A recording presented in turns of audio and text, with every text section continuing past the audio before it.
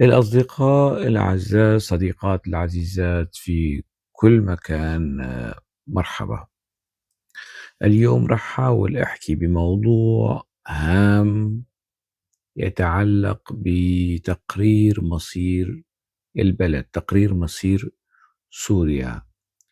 هذا الموضوع قديم جديد، آه، يعود إلى الحقبة السابقة، إلى حقبة نظام بشار الأسد والتعامل الدولي مع تلك الفترة، وتجديد تلك الحقبة للتعامل مع النظام الحالي، نظام أبو محمد الجولاني، نظام جبهة النصرة وحسن الدغيم وائتلاف الأخوان والسلفية الجهادية. صار شيء بالكم يوم، وتحديدا في 10 من أغسطس، يعني لم يتناوله إعلام النظام الحالي، إعلام أبو الجوج، وهو البيان الرئاسي الصادر عن مجلس الأمن. عقد مجلس الأمن جلسة في 10 أغسطس 2025 لمناقشة الأوضاع في سوريا، وتحديدا الجرائم والمجازر التي حدثت في السويداء. وأصدر مجلس الأمن مش قرار لكن بيان رئاسي يتناول شوية تفاصيل. الإعلام الرسمي، إعلام أبو الجوج وقنوات التلفزة والبرامج ما ركزوا عليها، ركزوا على كونفرنس الحسكة، ركزوا على أمور تانية يعني. لكن هذا الشأن المهم والملف الخطير والمهم ما ركزوا عليه. ليش؟ لماذا؟ سأقول ذلك، الإجابة ستأتي في سياق هذا الفيديو. إذا أنت بتحب أنه تعرف لماذا تم تجاهل هذا الموضوع وعدم الخوض فيه تحليلا وتفصيلا ومخاطر ومحاذير هذا الأمر، تابع الفيديو للنهاية حتى ولو كان طويل شوي، لأنه في شوي محتوى بيهمك يا حضرة الأموي المستجد. المهم، أنا راح أحاول أقرأ بعض التفاصيل مشان الأمور تكون واضحة وغير خاضعة للبس. آه، البيان الرئاسي لمجلس الأمن اللي انعقد في 10 أغسطس، صح يعني سأحاول تلخيصه في بأسطر. يعني أعرب مجلس الأمن الدولي عن قلقه العميق إزاء التصعيد الأخير في العنف في محافظة السويداء منذ 12 يوليو تموز الماضي، والذي تضمن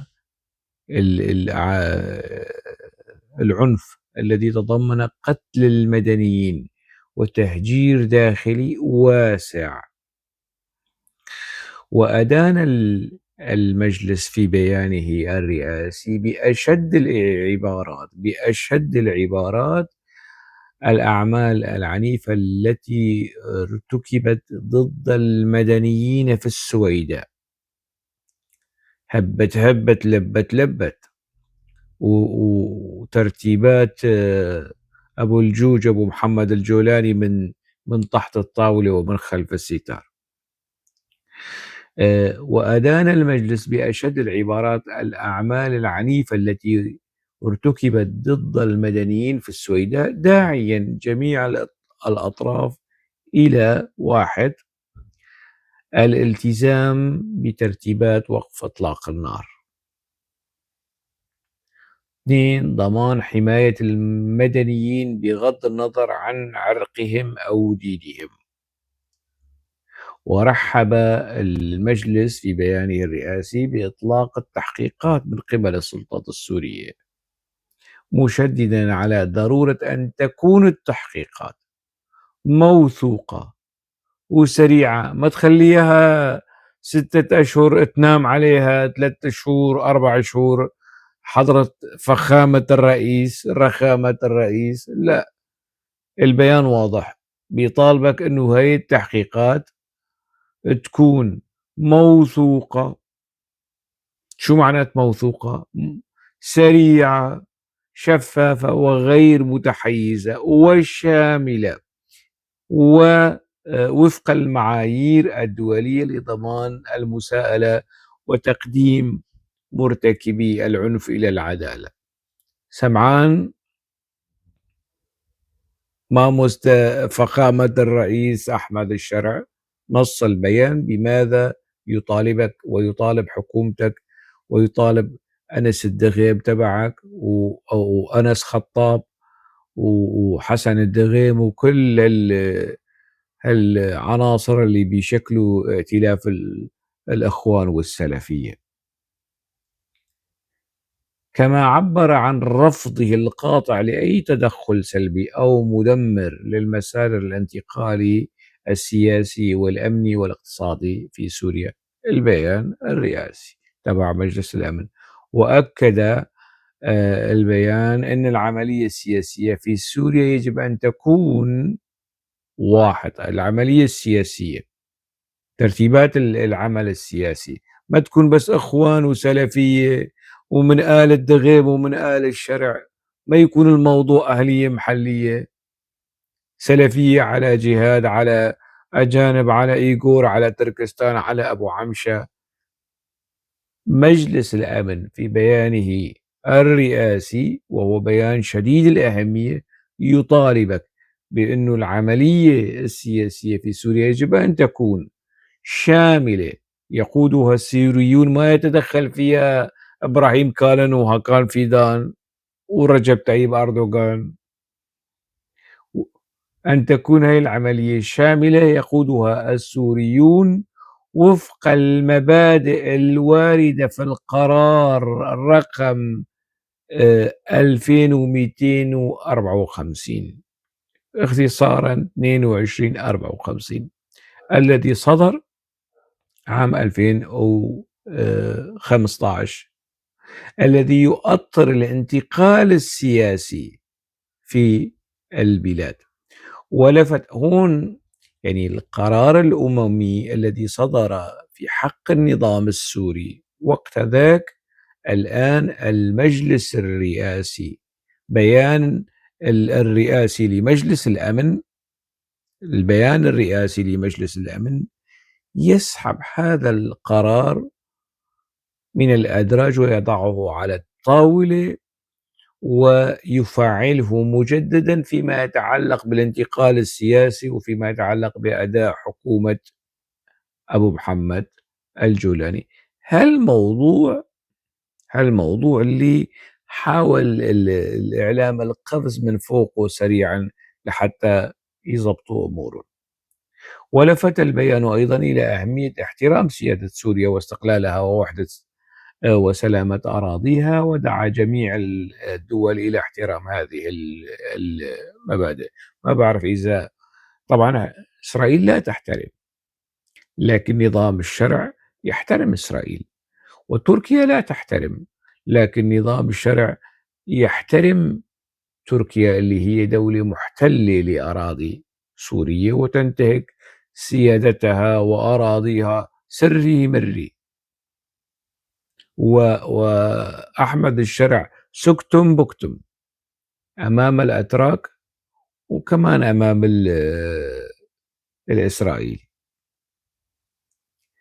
ودعا البيان إلى احترام اتفاق فض الاشتباك لعام 1974، وهذا أيضا يعني هذا الاتفاق مبرم وموقع بين حافظ الأسد، نظام حافظ الأسد وقت ذاك، وإسرائيل.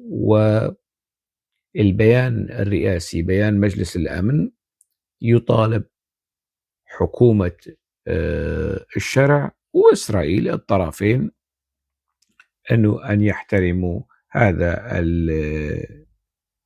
الاتفاق. ويعني طالب البيان أيضا دعم ولاية وقوة الأمم المتحدة في فض الاشتباك. وصلت الفكرة. أبناء المكون الأموي، يعني تفاصيل ومحتوى آه، البيان الرئاسي الذي أصدره مجلس الأمن في 10 من هذا الشهر، من شهر أغسطس الجاري، والذي التفصيل الأهم والتفصيل الاستراتيجي في نص هذا البيان هو القرار 2254. تصوروا مجلس الأمن الدولي يعقد جلسة في 10 أغسطس تتعلق بمناقشة الحالة السورية وبوضع السويداء والمجازر التي اقترفتها حكومة الشرع في السويداء، أو لنقل التي تتهم حكومة الشرع بأنها اقترفتها في السويداء. هيك جلسة، هيك بيان، بهيك مضمون، وحكومة الشرع يعني على أعلى المستويات كان يفترض أنه أن تعلق. يطلع بيان من الرئاسة السورية، من الحكومة السورية، يعني من وزارة الخارجية بشكل رسمي وجدي وخاص، يعبر عن موقف الحكومة السورية. هل الحكومة السورية ترحب بمضمون هذا البيان الرئاسي الصادر عن مجلس الأمن الدولي؟ هل الحكومة السورية ترحب بإعادة تفعيل القرار الأممي 2254؟ لا، الكل عمل حاله نايم، الكل عمل حاله ميت. التجاهل الإعلامي كان انعكاس للصمت الحكومي. يعني لكن هذا الصمت لا ينم عن الحكمة، أو لا ينم عن التجاهل، إنه الموضوع لا يسترعي الانتباه. لا لا لا لا، الموضوع مش هيك. الموضوع ينم عن العجز والخوف والقلق، لأنه مضمون القرار 2254 يستهدف هذه الحكومة بعجرها وبجرها وموسى عمرها وحسن دغيمها وكل الزبالة الموجودة يستهدفها في الصميم. وسآتي يعني تأكيدا على هذا الرأي، سآتي لكم بالتفاصيل. على العموم، يعني كيف كان آه، رد حكومة أبو محمد الجولاني على هذا البيان الرئاسي الصادر عن مجلس الأمن؟ أعربت وزارة الداخلية السورية عبر وكالة الأنباء سانا عن إدانتها الشديدة لما ظهر في الفيديو من مستشفى السويداء. وأنا سبق وذكرت أنه ما جرى في مستشفى السويداء من استعداد، من قتل، من حصار، من هجوم، من عنف، من هجوم بربري وجريمة حرب. جريمة حرب لن تسقط بالتقادم. المهم، بعد البيان، بعد صدور البيان الرئاسي، أعربت وزارة الداخلية عبر وكالة سانا عن إدانتها الشديدة لما ظهر في فيديو من مستشفى السويداء يظهر قتل عامل طبي، مؤكدة وزارة الداخلية أنها تجري، أنس خطاب يجري تحقيقا فوريا. وعينت وزارة الداخلية آه، عبد القادر الطحان لقيادة التحقيق، عميد أو لواء أو هيك شيء، مسؤول عسكري. وعينت وزارة الداخلية عبد القادر الطحان لقيادة التحقيق، مشددة على أن السلطة ستحاسب يعني كل المتسبب في تلك الانتهاكات مهما كانت انتماءات المتورطين. يا سلام! يا سلام! أنا صدّقتك، شوف واحد تاني يصدّق يعني يا أنس خطّة، يا تكفيري، يا سلفي، يا جهادي، يا إرهابي. أنا صدّقتك أنك ستكون بالفعل يعني منسجم مع بيانك أنت، مش بيان ما يطالبك ما يطالبك به بيان الرئاسي الصادر عن مجلس الأمن الدولي. هذا كان رَد يعني الحكومة السورية، رَد الدولة السورية على البيان الرئاسي. كما آآ في وقت سابق يعني شكّلت ال ال الحكومة السورية لجنة متخصصة للتحقيق في الانتهاكات ضد المدنيين خلال العنف الطائفي في المناطق الجنوبية، وجعل موعد تقديم تقريرها في غضون كمان 3 أشهر، 3 شهور. كل تلك الوثائق والفيديوهات والصور والشهادات المرعبة، وأحمد الشرع بده يعني 3 شهور لحتى ويطالع التقرير تبعه. نفس القصة يعني ال النتيجة معروفة. طبعًا الآن صار في رقابة يعني، تقرير لجنة التحقيق في مجازر الساحل، تقرير لجنة التحقيق في مجازر السويداء، والناس راح تقارن، راح تشوف. هذا كان رد حكومتنا الرشيدة، حكومتنا العتيدة، حكومة حسن الدغيم والدولة دولة المرتزقة والقتلة والإرهابيين اللي السفلة اللي ارتكبوا المذابح في الساحل السوري وفي في السويداء. هذا كان رد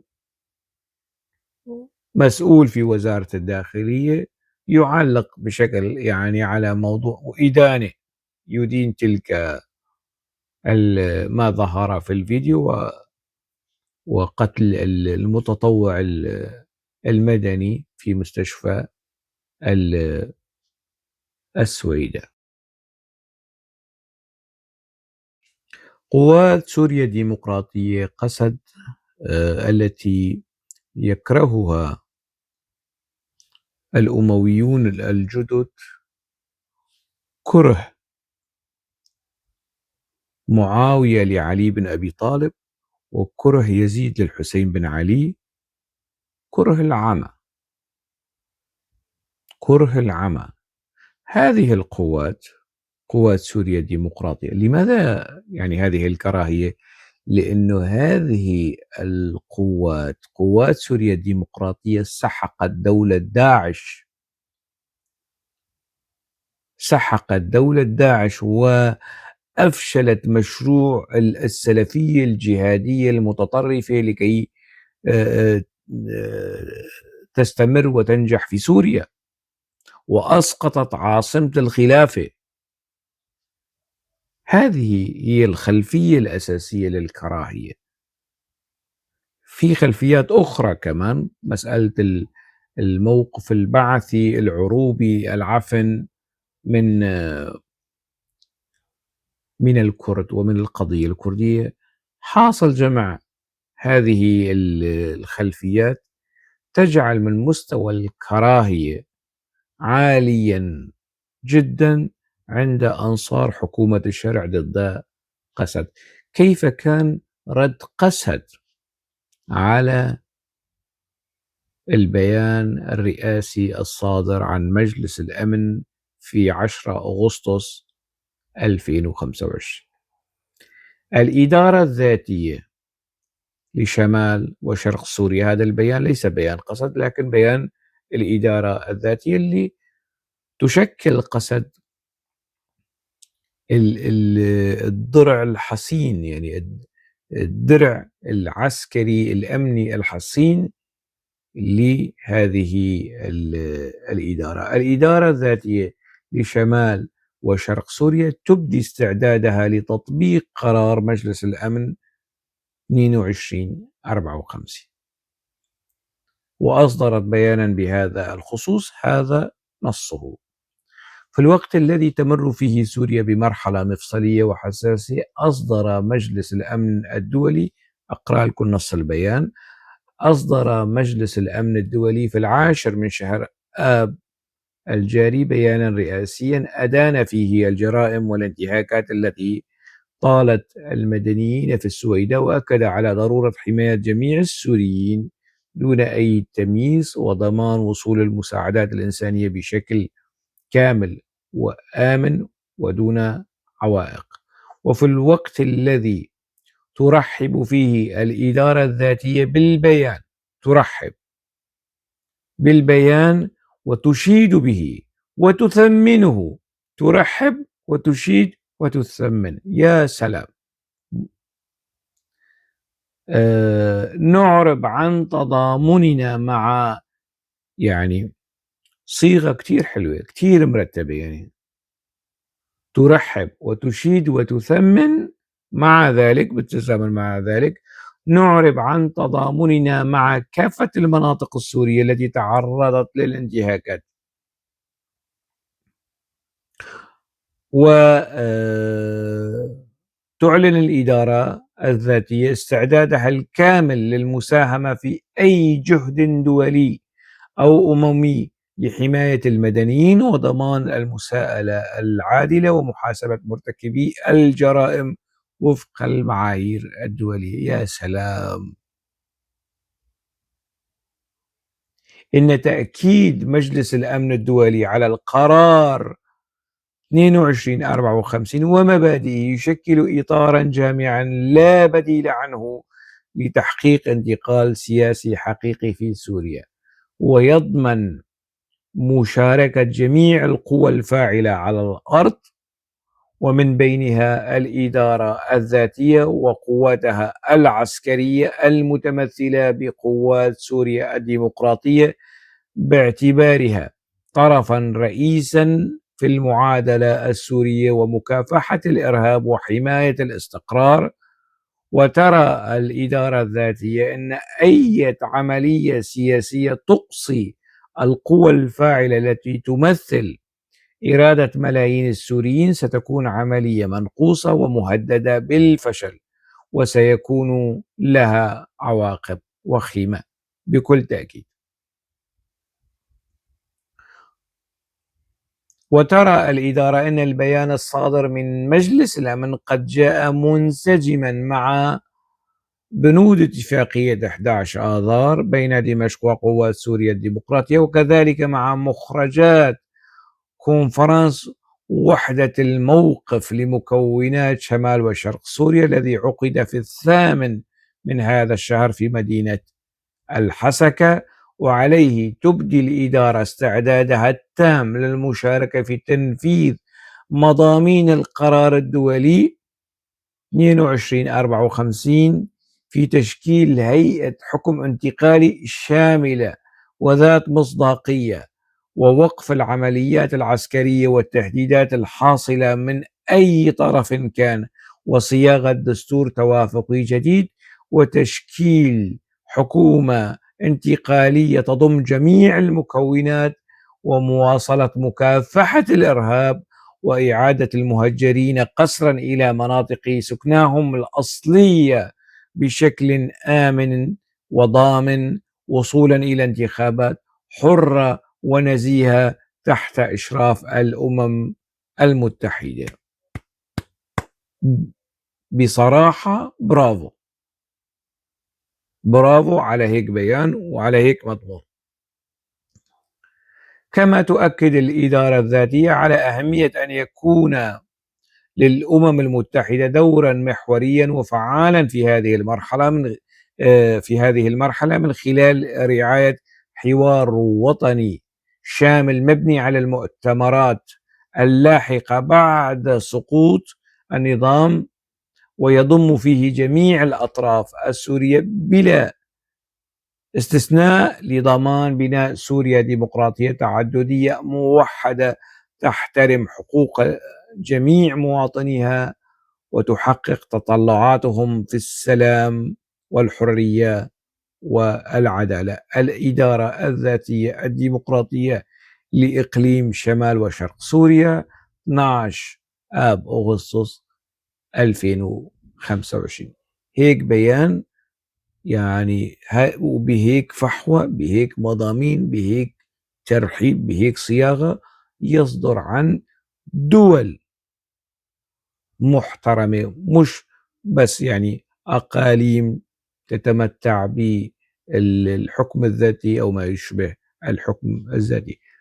وين بيان حكومة الشرع الذي لا يمكن أن نصفه بيانا تصريح من الداخلية السورية من هذا البيان المحترم الأنيق المتوازن الرزين الموضوعي؟ وخلي أبناء وجماعات الأمويين الجدد ينبعجوا، يصطفلوا وينفجروا غيظا وحقدا وغضبا من هذا الترحيب، من هذا الجمال في التوازن وفي في الموضوعية وفي الوطنية. لا يخص فقط يعني منطقة معينة، إنما يخص كل المكونات السورية، مكونات الشعب السوري. لأنه ذاكرة السلطة الحالية هشة، ويعني لا مناص من إعادة تذكيرهم بالكثير من الأمور وترحيبهم عندما كانوا معارضة، ترحيبهم بهذا القرار، والآن يعني عاملين حالهم مو سمعانين مو شايفين ولا يعنيهم الأمر. أنا راح أحاول أذكرهم بمضمون هذا القرار، قرار 2254 22 54. هذا القرار صدر في 18 ديسمبر 2015 وهو معتمد بالإجماع، ويقدم خارطة طريق لتحقيق تسوية سياسية للأزمة السورية. وصلت الفكرة؟ شنك ما فهمت يا كلب البدو؟ أعيد لك إياها بالبدوي العبارة مشان تفهم. يا ولي أبو الميش وأمثالك كثر، وأصلا جيش وميليشيات الجولاني مليانة بأمثال أبو الميش. المهم، هذا القرار أو ملخص هذا القرار، يعني سأحاول قدر المستطاع يعني تلخيص الأمور لكي تصل الفكرة. وقف فوري للهجمات ضد المدنيين مع استمرار العمليات ضد التنظيمات المصنفة إرهابية في البند الأول. وقف فوري للهجمات ضد المدنيين مع استمرار العمليات ضد التنظيمات المصنفة إرهابية مثل داعش وجبهة النصرة. داعش وجبهة النصرة. وصلت الفكرة يا أنصار جبهة النصرة، يلي كنت تهاجم جبهة النصرة يا حسن الدغيم؟ هاي القرار الأممي رجع بالضد من قرار الأموي تبعك. الآن أنت جزء من جبهة النصرة، أنت كنت تهاجم مجهول النسب واكتشفت أنه هو الآن يعني ذو حسب ونسب، وأنا أقصد الجولاني. يعني تعبير مجهول النسب، حقوق الملكية الفكرية تعود لحسن الدغيم. للأمانة التاريخية لازم الواحد يقولها.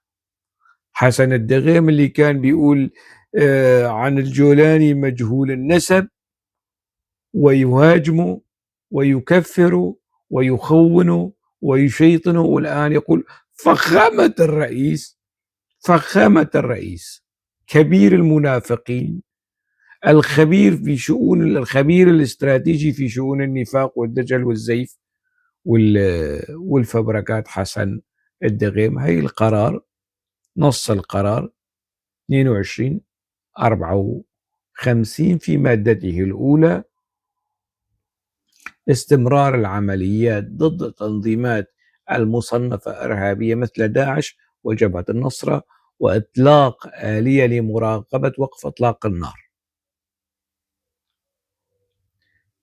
بدء مفاوضات رسمية بين الحكومة السورية السابقة الآن الحالية والمعارضة برعاية الأمم المتحدة بحلول أوائل 2016.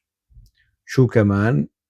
تشكيل حكومة انتقالية ذات مصداقية. الآن في حكومة انتقالية لكن عديمة المصداقية، لا عهد لها ولا ذمة كما وصفها سماحة الشيخ شيخ العقل حمود الحناوي.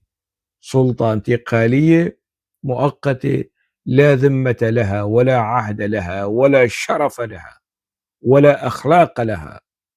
لها فقط أنس خطاب وأبو الميش ومهند القاطع واللي مثلهم. تشكيل حكومة انتقالية ذات مصداقية وغير طائفية، غير طائفية، والحكومة الحالية حكومة طائفية، خلال 6 أشهر تتبعها انتخابات حرة ونزيهة خلال 18 شهر تحت إشراف الأمم المتحدة. هذا كمان من بنود 22/54. حماية المدنيين وضمان وصول المساعدات الإنسانية دون قيود. يعني هذا الحصار اللي انتم عاملينه على السويداء مدان طبقا لهذا القرار. حماية المدنيين وضمان وصول المساعدات الإنسانية دون قيود إلى جميع المناطق، والإفراج عن المحتجزين والمختطفين، وتوضيح مصير المفقودين.